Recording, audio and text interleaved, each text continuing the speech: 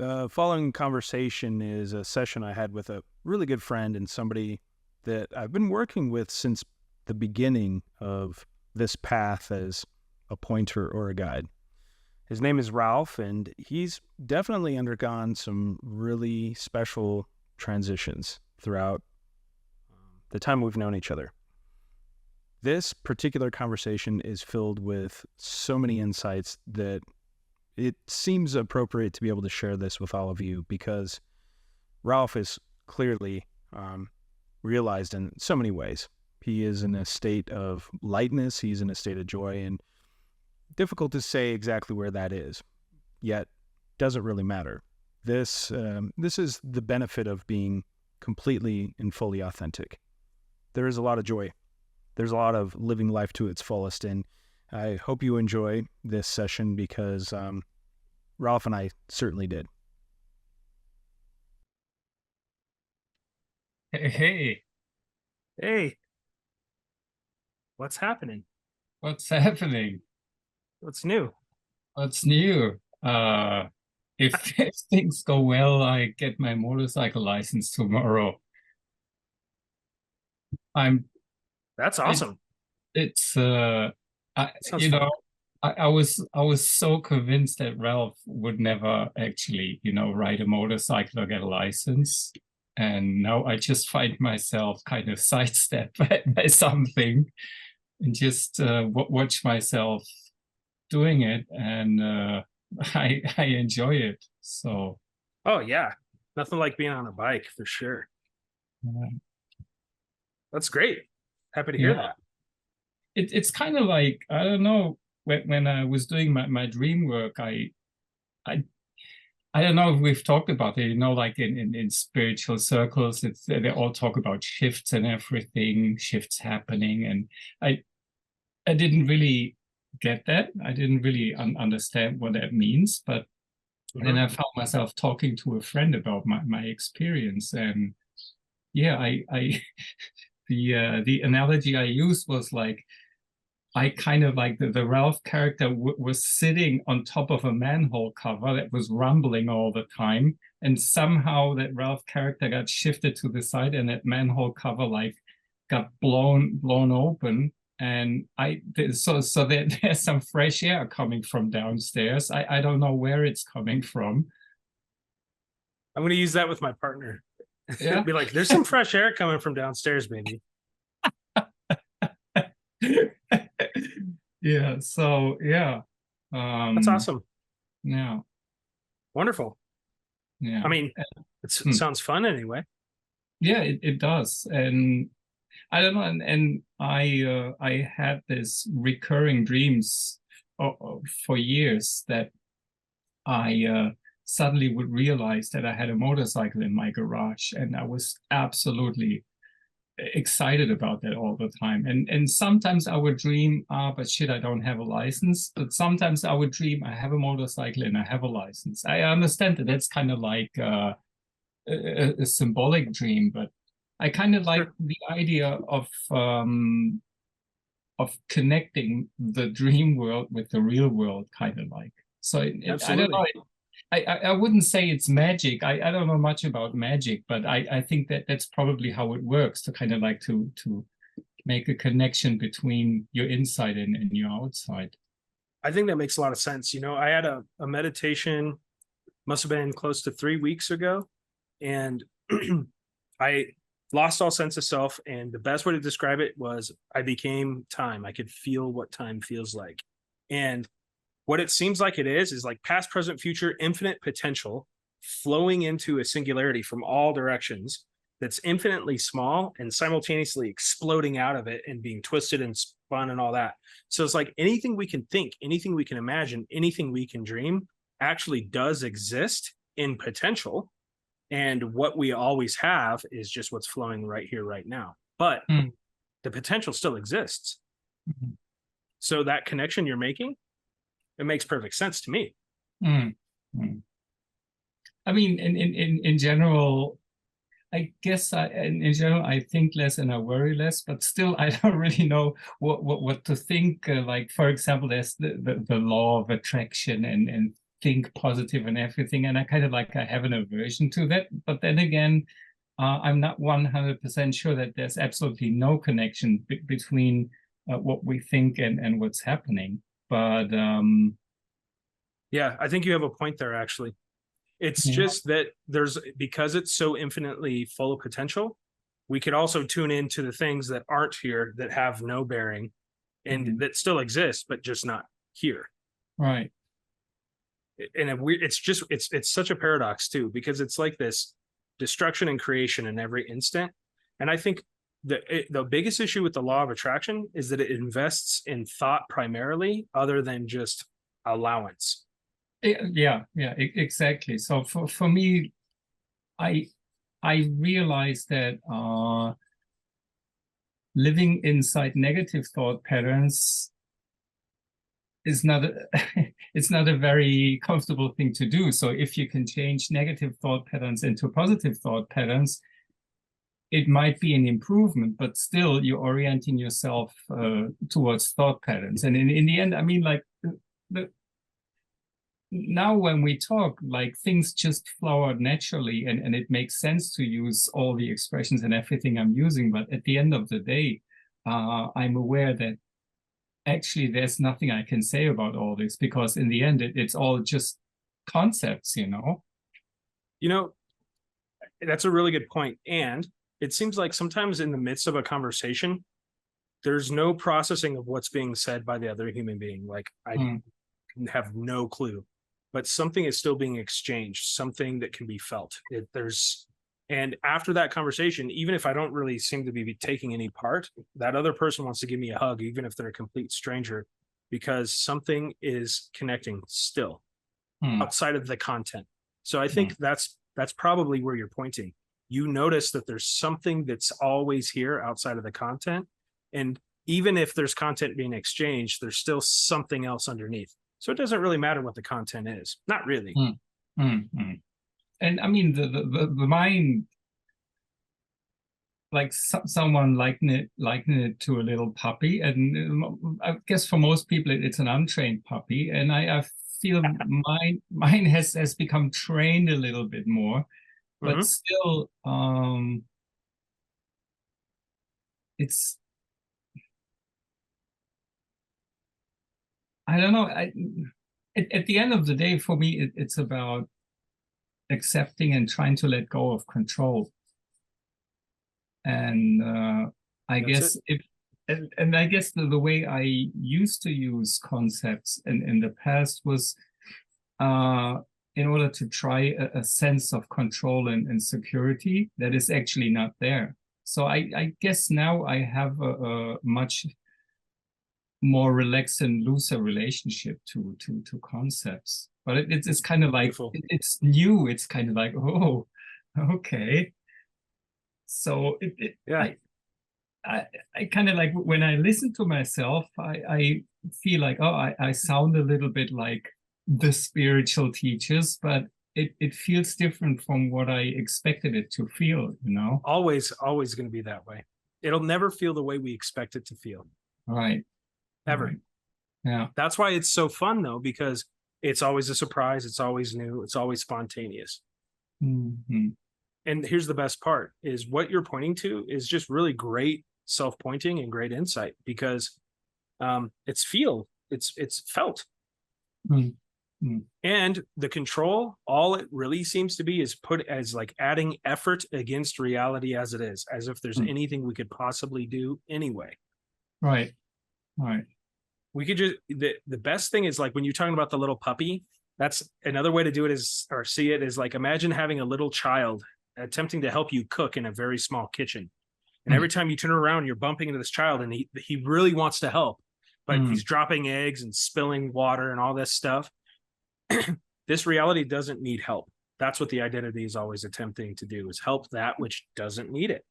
And that turns into resistance over time, because it often doesn't turn out the way the identity wants it to or predicts it to. So good for you. I mean, good for you that you're seeing firsthand that it's not anything you could have imagined beforehand.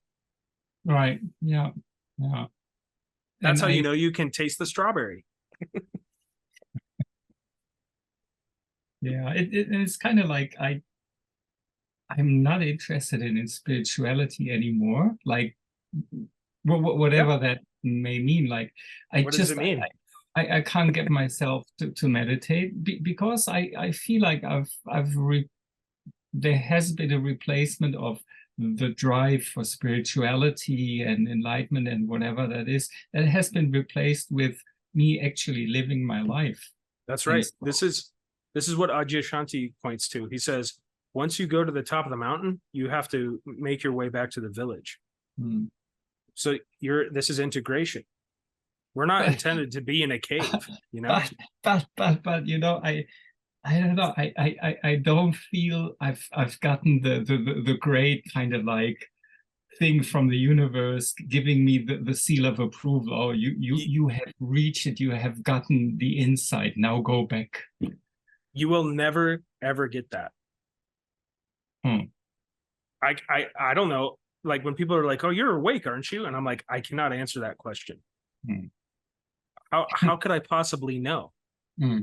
That's not anything you can know. What I can say is I feel happy all the time. I can definitely point to that. And I mean, that's a biggie. I yeah. couldn't say that of myself, but yeah. I mean, isn't that good enough? Oh, that's all I'm looking for. Peace of mind. Yeah. That's it. What else matters? So exactly. Once you realize there is no control, then because like I always thought I always had problems with kind of like wishing for something, because I thought, if I wish for a beautiful blonde girlfriend, maybe if I get together with her, maybe we will end up having the shittiest relationship ever. And so I guess I was just afraid of just wishing for being happy. But that would mean no matter the circumstances, and that addendum, that's the thing that scared me. Like saying, okay, what I'm really looking for is happiness independent of circumstances, which in the end means, if I say independent of circumstances, I give up the effort of trying to control the circumstances. And that's the scary part. And now I feel I'm much closer to that. And you're smiling. This is just a shitload of insight. I don't even have anything to say to that except, yep. That's it. That's it. It is letting go. And in the letting go, we fall into a state of joy. But it's scary because we can't know it here. We can't predict it here. And so it's like a complete mystery. Yeah. And I'm so for example, I might get my license tomorrow if things work out well, but at the same time I have a wrist pain and my finger, so that I have some kind of rheumatoid arthritis. And of course then there is the old pattern. Oh, Ralf, he can never get what he really wants, and so now he's about to get the license. Yeah, but maybe from now on it's gonna get worse, but maybe it's gonna get away. So I have no idea, which means that there's nothing to hold on to in the future. So I'm left with the here and now, because if I orient towards the future, then all the kind of like trying to control and being afraid, and that all creeps in, and so I'm stranded in the here and now in some sense. Good for you then. And maybe you ride the bike anyway. Does it matter? Yeah, exactly. I'm aware that that's like the idea of core. No. The idea of core beliefs is really something that has been standing out so clearly to me. Like if something's happening, then those old patterns that seem to have worked somehow in the past for me, that just they rear their ugly head and want to have a say. But yeah, I'm more aware now that, well, it's probably not going to be that way. And you're making your peace with time, because any anticipation of the future is oriented with past experience anyway. In other words, anytime you think of the future, you're actually just burying yourself in the past. That's actually all that's happening. And what's even more interesting than that is the past is not a fixed event. That's just the way we perceive it here. It changes. Yeah, it always changes. So then why even hold on to something that's not even there anymore? Exactly. So you're making peace with time. That's beautiful. Okay. Right? Sounds good to me. Yeah. Well, I mean, it leads to no agency, no doer. It also leads to a sense of no time. It leads to a sense of no such thing as birth or death. And that right there, there's no need to preserve. There's no self-preservation left. If there's no self-preservation, you live all the way. And what I mean by that is, like, I think it probably shows up when we're children to protect us into adulthood. And then for some reason, we hold on to it through adulthood. If we could let it go as soon as we become adults, we would be living our entire adult lives. It's just something that happens. Who knows why? Doesn't really matter. Point is, you're making peace. It's kind of like, really like trust or faith. That's a big thing. And I'm not talking about biblical faith or that kind of stuff, but yeah, I mean, when you say letting go of agency, that might be interpreted as just like sitting around and just wasting away, but that's not true. To me, the agency is not something that's happening in the present moment. That's something that's constructed like a rear fender and a front fender. And if I let go of that, that doesn't mean that in the next moment something. I will do something that has to be done that's oriented towards the future, like make an appointment at the dentist and stuff like that. So, yeah, this is chop wood, carry water. It has a totally different feel after we let go. Chop wood, carry water is like effort against, I don't want to chop wood. I don't want to carry water. I don't want to chop water. Right? Chopping water, yeah. I don't want to do all this stuff, right? And then afterwards, it's just like, this is effortless. So where's the agency? If there's no effort against, there is no agency. Or here's a thought experiment. If I had a big goose feather on a tree branch over here and a gust of wind carried it to another tree, from a distance, I could say, oh, there was wind that blew that feather to another tree. Now, if I give that feather the ability to have a self-reference and to think in reflection, once that feather lands on the other branch, the feather will say, look what I just did. But that doesn't make it true. Are we actually really doing anything? Letting it all go means we still end up doing something, but we're not efforting anymore.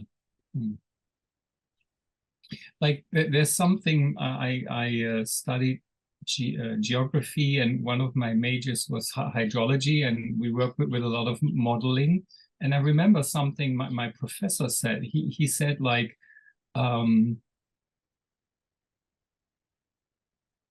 for example, my mouse, you can use this as a model for a car. For example, if you want to explain to someone the rules for yielding at a crossroads.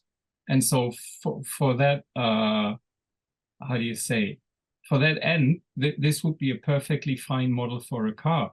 However, if you have a different aim in mind of explaining like centrifugal forces or stuff like that, you probably need to have another thing. And that's how our thinking works. And if the thinking is very refined, it's going to be an amazingly detailed model, but in the end, it's just a model. And so that's the nail on the head. It's just a model. Yeah, and if you say the wind, the feather is carried to the other tree on the wings of the wind. Yes, but at the same time, the only thing I'm not with some surety, what I can say is like, okay, I can perceive a feather moving from one tree to the next tree, and I can feel like there's some air movement. And then of course, the wind carried from A to B. It is a model. It is a model. And if we're immersed in something, how is, if we are thinking within a certain model, which is what thinking is itself, how do we perceive outside of that model? We have to let go of the model itself. That's where direct experience, that's the only thing that's left. The here now, what is direct? And so it's the best we can do. That might even be a model. It actually is a model. The sensory space, still a model, but it's a much more direct model. Every time you open your mouth, there's a model coming out. I mean, there's no way around that. Yeah. Uh, That's it. uh, So do you have a bike already? no, not yet. But I've been doing research, kind of like maybe in Japan. The license I'm getting is for bikes up to 400 cc. But Oh, really? They have different ratings. I didn't know that. Yeah. And it's a financial question as well. I would like to get a 400 cc bike, but maybe I'm getting a 250. So it's like 250 is one tax class, and then from 250 to 400 is the next higher up. But at the moment, I'm trying to get a decent helmet, and I'm a very analytical, a very thorough person, and so I've been watching tons of videos on all the different standards and everything. Shoei. Pardon? Get a shoei. Is that how you say it? Yeah. I had one of those. Shoei. Yeah. Shoei.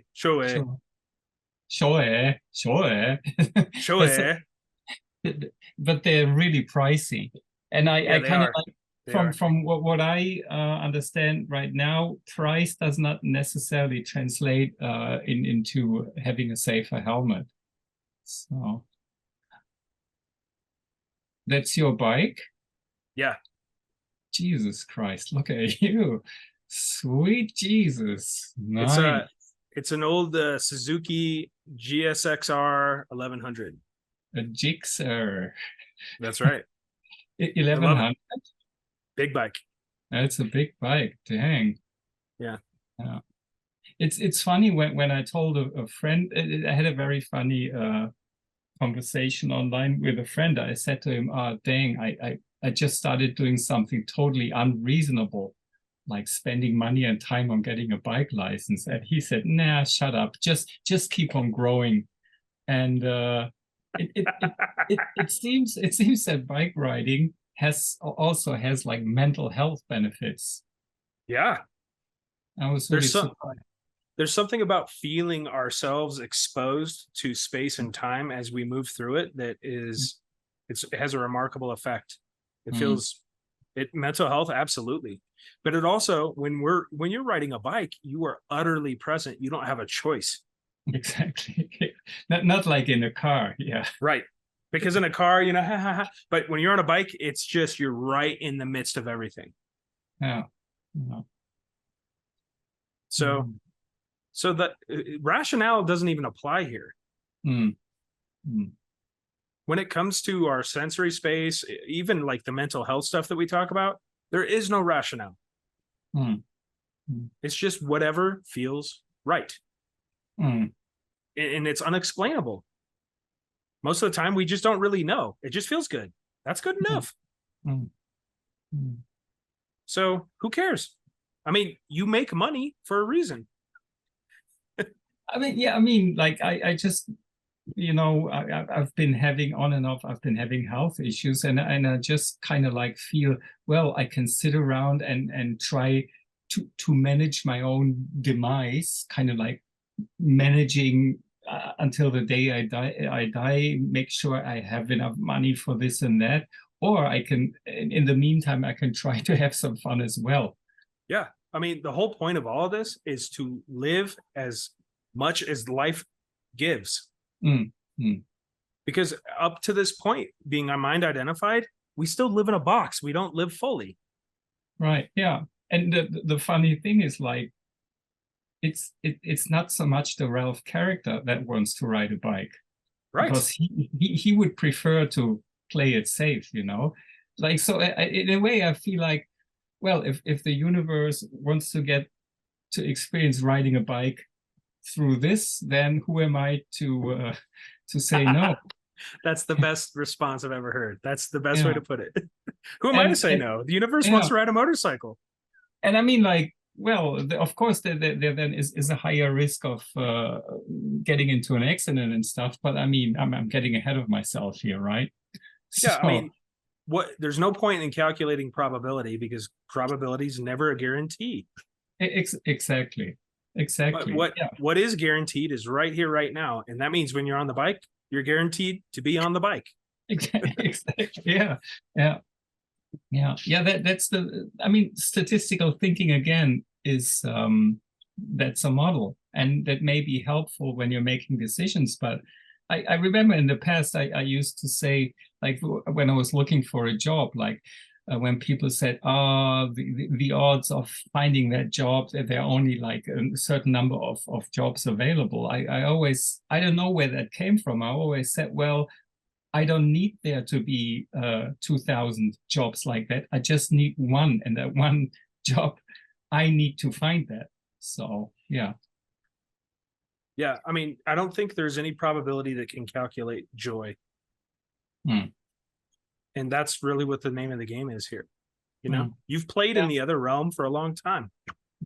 Yeah, that's true. And it's okay to trade a few dollar signs for smiley faces. You know what I mean? Exactly. I'm going to win the lottery anyways.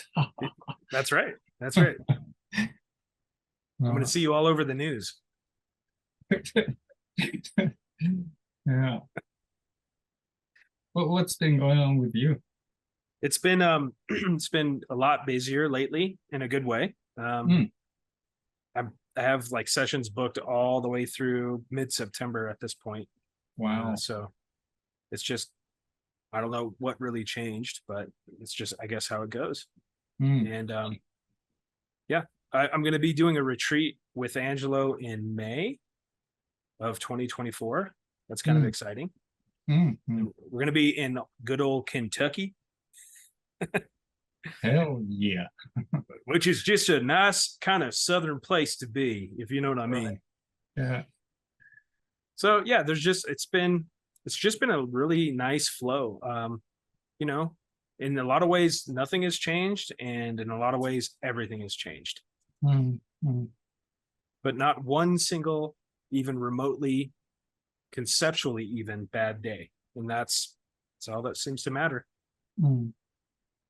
But you surely must have thoughts welling up that are concerned with the future, maybe with potential undesirable outcomes for your life in the future. No. But you've had those in the past. Oh yeah. That's what my entire life was about, is avoiding potential tragedy. That's all it was. And that itself is the biggest tragedy. Oh, it was. I thought I was keeping myself safe, when instead I was just imposing the tragedy right now all the time. But it was, of course, it's hard to see when you live in that model. Right. So the breaking out of that model, just exactly what you're doing, is this is what seems the norm.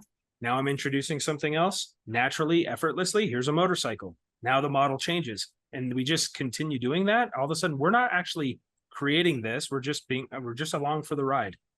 Yeah. Nicely put. Yeah. Would you say that fell away rather in an instant, that kind of like being preoccupied with safety and worrying about the future, or was that more like a gradual fading out?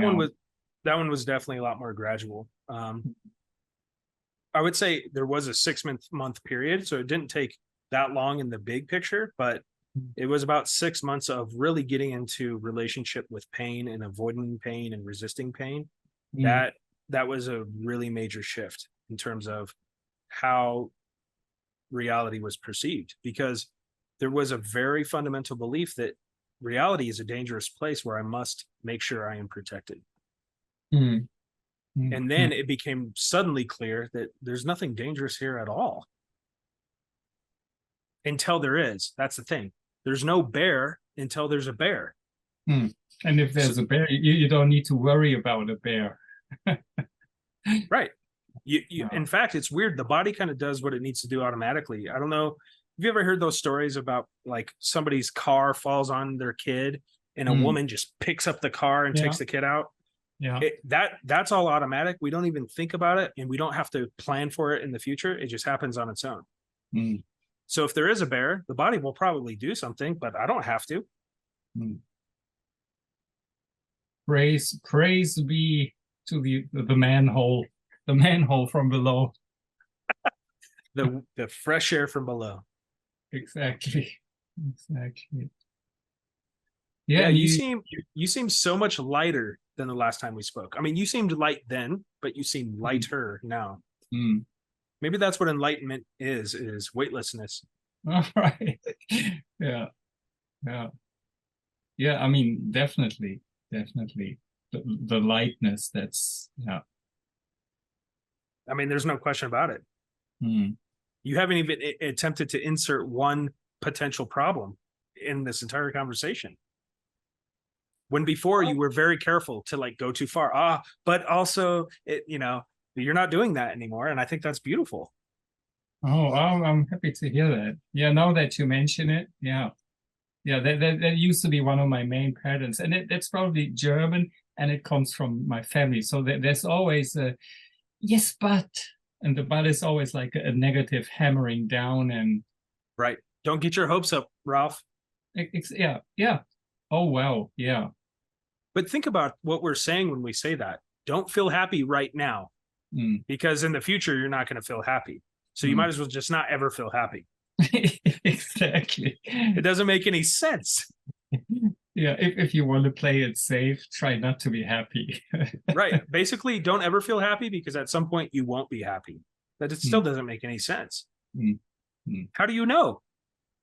Yeah, exactly. And yeah, this is cultural for sure. This is cultural. This is familial. This is gender oriented. It all comes down to conformity. Every sense of agency, all identity, all storyline and thought is intended to keep us conforming to the group unit, because that's how we stay safe. But I think that's probably an adolescent mechanism to keep kids surviving into adulthood, where they can finally take care of themselves. And it's probably supposed to be let go of, evolutionarily speaking. This is why so many cultures have rite of passage, rituals, so that you let go of this methodology of existence. I think that's all it is. Yeah. And so you're letting go of being German. How beautiful is that? Oh yeah, it's very beautiful. Yeah. I mean, there's not much to be said, right? It's like this. Sometimes I sit with people and we just laugh for an hour, And you've been pumping out a ton of videos. Yeah, they're pretty easy. I have all these note cards. Right. I'll go back through and I have what? I wrote that? This was wrote. Who wrote that? And each one of these is a potential video. So. Oh, okay. Pretty easy. But what about the software and the technique of how to put things together? There was a little bit of a learning curve there using editing software, but it wasn't that big of a curve. And then that actually became really easy after a while too, just very automatic. It's a lot easier than the mind would allow you to think. That's for sure. Right. Yeah, kind of like I from time to time I used to think, I'm not there because I wouldn't be able to make videos like the ones you make or that Angelo makes. But then again, when I find myself talking with people or talking with friends, it's like I'm listening to myself like, wow, wow, that's interesting. So it comes from somewhere, but I hear it for the first time too, not only the person I'm talking to. That's how it is to make a video. It's not much of a plan. It's like a general idea maybe, and then the talking happens, and then I mean, most of the time I don't even rewatch it. I just edit it. I put it up. I don't even think about how it looks or whatever. And then sometimes somebody will share it on Facebook, and I'll click on it just out of curiosity, and then I'll be like, "Who the hell is that? Who is that And handsome motherfucker?" but I'm also like, I like what this guy's saying. You know, it seems so familiar. It's weird. So if you want, I mean, even with this video, take it. I'll put it up on YouTube. Take it. Yeah, because I think you're going to find you have loads of insight, especially in the moment. But you could easily do this. No question about it. If the time comes to do that, then probably I'll find myself doing that. Yeah. You know, there is no boundary. There is no limitation. And doesn't need to be forced either. Isn't that great? Yeah, exactly. Exactly. Look at so you, what is beaming from one ear to the other. Sorry, what were you saying? How are things going relationship wise? Yeah. I mean, nothing is perfect. I mean, and I guess if I stay true to myself, and what's interesting is that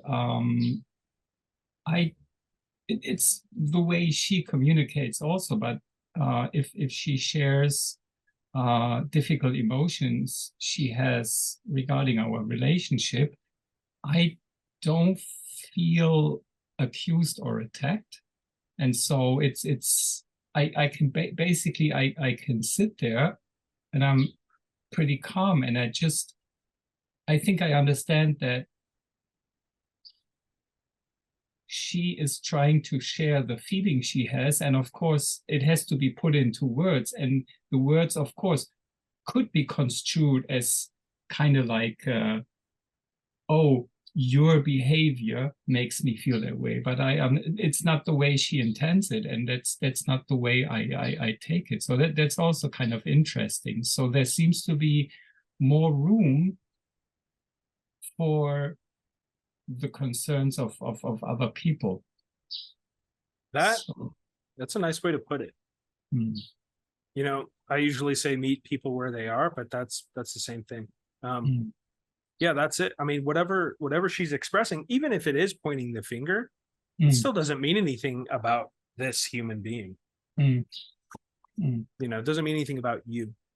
And to see that so clearly makes you as resistant as water. Basically, the finger just goes right through the water. And if you let somebody do this long enough, this is what will happen. Oh shit. Yeah, because so, I mean I'm doing the best I can, and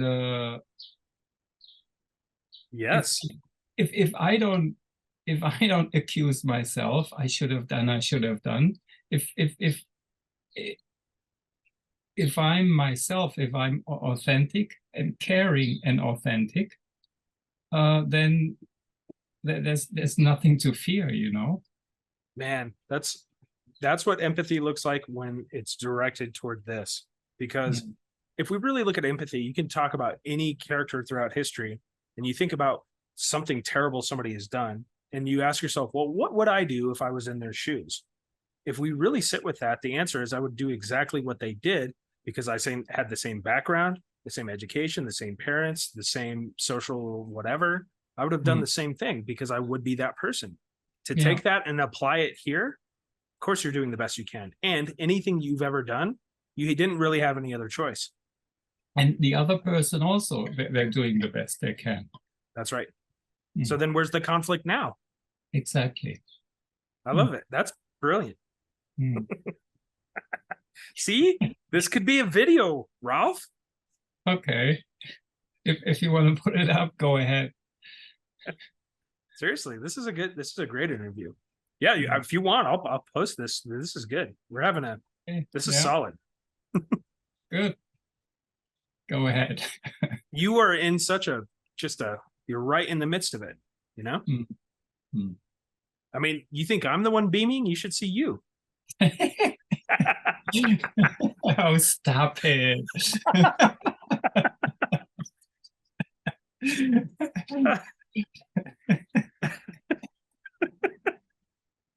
Oh man, Sweating. it's good to see you, man. It's been a while. It's so good to see you. Yeah. Same here. Absolutely. It's just so easy to have these conversations with you, man. It's like I've known you my entire existence and maybe thousands of years before that. That's what it feels like. I'm looking at a cuter version of myself. That's like what I think when I look at you. I'm like, look at that jawline, man. Dang. I'm like, and look how perfect that shaved head is. It's just sharp. Exactly. So that's where we lose all the people probably watching this video, where they're like, yeah, okay. This is exactly where all the comments are going to come in.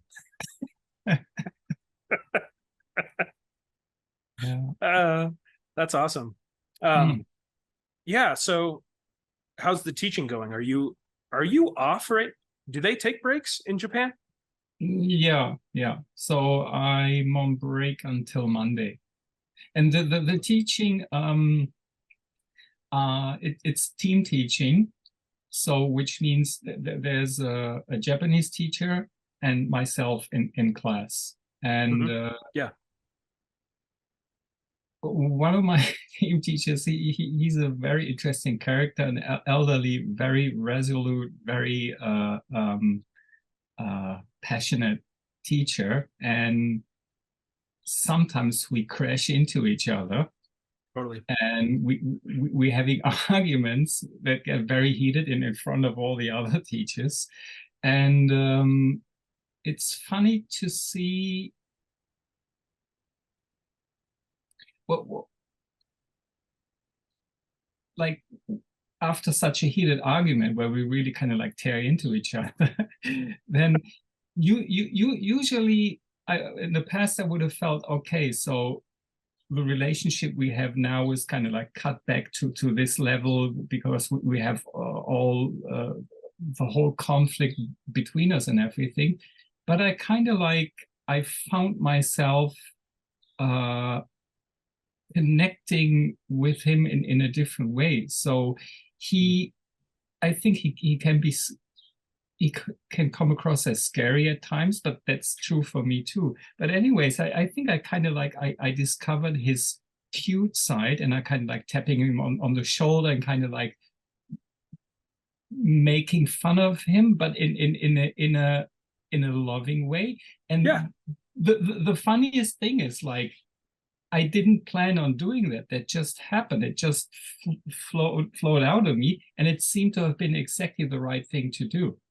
Oh man, intuition. And it's funny how teasing can often be misconstrued, but it really is. It's like an endearing behavior to tease each other. Exactly. And like, I guess what we both have in common is that we really want to be taken seriously with our teaching and everything. And so we kind of like, we blow ourselves up or make ourselves bigger. And of course that's tiring. And then if someone comes and kind of like reminds you that you don't need to blow yourself up, that you can be that little person you are, then that's really, that relieves all the stress. And I think that's what's happening. It's really interesting. So we get into fights from time to time, but somehow naturally, the pendulum swings to the other side as well. Would you consider that playful nature more authentic for both of you? Yeah. I guess that says it all, doesn't it? Yeah. I mean, the one time the way he talked to me was absolutely disrespectful. I mean, he's older than I am. We're in Japan, you know, that there's the seniority system and everything. But after that, when I said to him very adamantly, when I said, I don't, you should not know, like, I don't want you to call me this or that, what you just called me. And he just looked at me like a little child, and he said, I'm sorry. And I was like, okay. Oh, that's cute. And he was really cute and truly sorry about it. And it's I guess it's authentic, like the emotions of anger we have, we express them, and once they've flown out, then there's room for the the next set of emotions showing up, and often they are kind of like caring for each other, and yeah. So if you Oh, just step to the side and let the yeah. stuff just come through without planning ahead. I shouldn't say this, I should say that. Not rehearsing conversations, but yeah, taking a Yeah. step back. Just It sounds like you're not taking things as personally, and no. it sounds like you're just allowing yourself to move on naturally. Mm, mm. Have you ever noticed like grudging or holding something against someone actually takes work and effort to Oh, hold that absolutely. feeling? And so, I mean, you know, what's better than that? Yeah, yeah, exactly. Dang. Yeah. It's like brothers, you know? Yeah, he said to me, you remind me of my younger brother, and and like I guess because I feel like his younger brother to him, that collapsed the professional distance, and he thinks he can treat me like he would treat his younger brother in any regard. So, but I also I take that as a sign of endearment Right. from his side. So Man, that sounds nice. Well, I'm glad it's working out for you, you yeah, know? yeah, yeah. Because Amazing question, amazing timing from you. why is that? Yeah, to ask the question about work, because I'd completely forgotten about it. But that's another big thing where I feel like, where I find myself being surprised what's blowing out from the manhole below. Like getting a motorcycle license is one thing, and then being able to kind of like stand my ground, but at the same time fall back into loving kindness, or being authentic. Yeah, I mean, isn't it so easy once you just allow it? yeah, No, yeah. where's the work now? It's just built in. Exactly. So the work is stop and trying to do the work. So just That's a beautiful insight, truly. mm, And this is seems to be part of the path for a lot of people, is like they become committed to the discipline, committed to the work, right? I mean, for you, it was Zen for a long time, wasn't it? mm, yeah, And and then sometimes we get attached to that, but it's like now that you're holding on to things loosely, if they decide to flow between the fingers, mm, you just let them flow between the fingers. mm, mm, And I remember some of the conversation when we first started speaking, you're talking about the commute to work, and you're like, what should I be doing the whole time? And I'm like, well, if you want to do something, you can do some stuff, but I don't know if it's required. And you were like certain at that point, there's something I have to be doing because I'm just wasting time by being on this train. And now look at you. You're like, what? What does that even mean? you just had very German facial expressions for for a second. Exactly. Yeah, yeah. It's like, yeah. I mean, like, I drink alcohol. I kind of like. I sometimes I mindlessly watch YouTube videos, and in the past I would have said, "Oh no, you shouldn't be doing that." But well, that's happening, and that's as good as anything, you know. That's right. There's no wrong direction to go. Mm. I mean, if you think about it, how could we possibly step away from the universe? It becomes silly. It's like, I can Yeah, make a wrong choice right here. Oh, yeah? yeah, You yeah. mean you can step outside of the universe? Good luck. And I guess it all boils down to acceptance. Mhm. And acceptance not only of what's here right now, but acceptance of everything that could possibly come your way. And once you have reached that, then you don't feel the urge. My 2-hour commute on the train. I have to do something preemptive, preemptive, so that bad things in the future are not as bad. But now I'm like, you know, so yeah, so I can just do. And if I want to focus on the present moment, I do that. But if I feel like watching some Netflix or stuff, then I'll do that, and it's fine as well. That's right. No dilemma. Exactly. The dilemma is tricky that way. And you said something else that I think, that deserves to be recognized, is something about trust. trust and acceptance, they kind of seem to go hand in hand, where Yeah. you're just trusting that whatever comes, that you can be with it as it is. That's it. Yeah. So then there's no need to predict the future, no need to anticipate, no need to be in a constant state of expectation and calculation of probability. That's a lot of work. It is. It is. It is. But that's all that it's about, right? Like realizing that at the end of the day, we don't have any control, and then just drawing the conclusion, okay, if we don't have any control, then relax.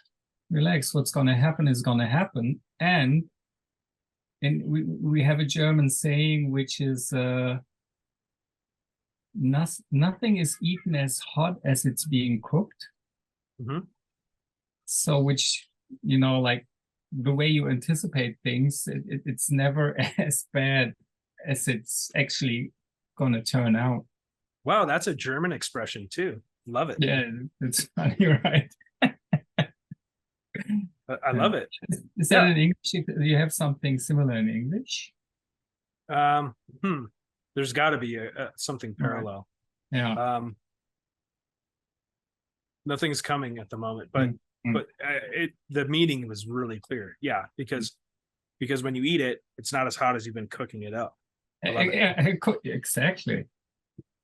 Yeah, it's actually a brilliant way to put it. Yeah, that's it. That's a nice way to put it. And did you notice, like, was there a big transition for you, or was this kind of like over time how you started to kind of become more comfortable with that just being this way? I'd say it was kind of a transition. I had this big chunk of health issues and felt very depressed like 2 or 3 years ago. And then I started going to therapy, doing Jungian dream work. And that was a big thing in hindsight, realizing that from somewhere inside myself, all the dreams, all the stories, all the characters they come from somewhere inside myself, but that's not a place that Ralf can touch. So it's really paradoxical. So certainly I'm the one writing down the dreams I had, but at the same time, Ralf doesn't have the key to the room where that's happening, and that's a very huge room. Maybe it's not even a room. Maybe it's the key to the big outsides. And so that, I guess, that's where the shift gently happened, where something inside me realized that the Ralf character is actually not at the center of everything, and he kind of like gently got moved by the side. That's huge. Yeah. To no longer be the center of the universe, oof, that's tough for a lot of people. Yeah. But that's also is what is in part making nothing personal, because it's not about us.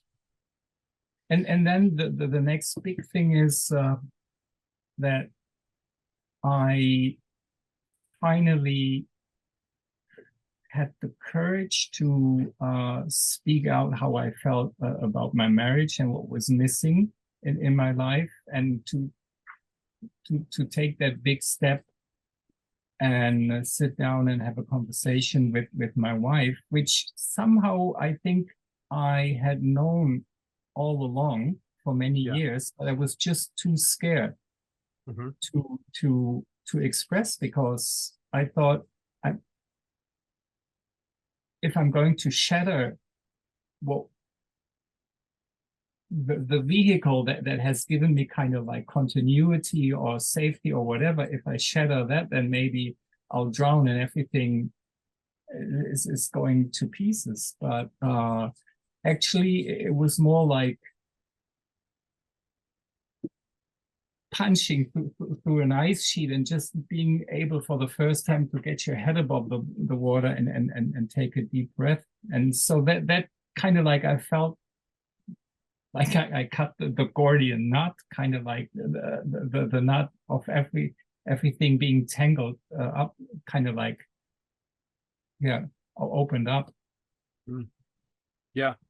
Courage. I heard that for sure. Honesty. And yeah, honesty and I really love the word authenticity. I really love that. I love that more than honesty. Before, being German, oh, you have to be honest at all costs. No, you don't have to be honest at all costs. You should be authentic. Yes. Yeah. It's not just honesty alone. It's Yeah. like courage, honesty, intuition, trust, all these bits and pieces in there. Participation, you got to take part. You can't check out. All those pieces are part of authenticity. Yeah. And there's no hesitation. The hesitation is the pain.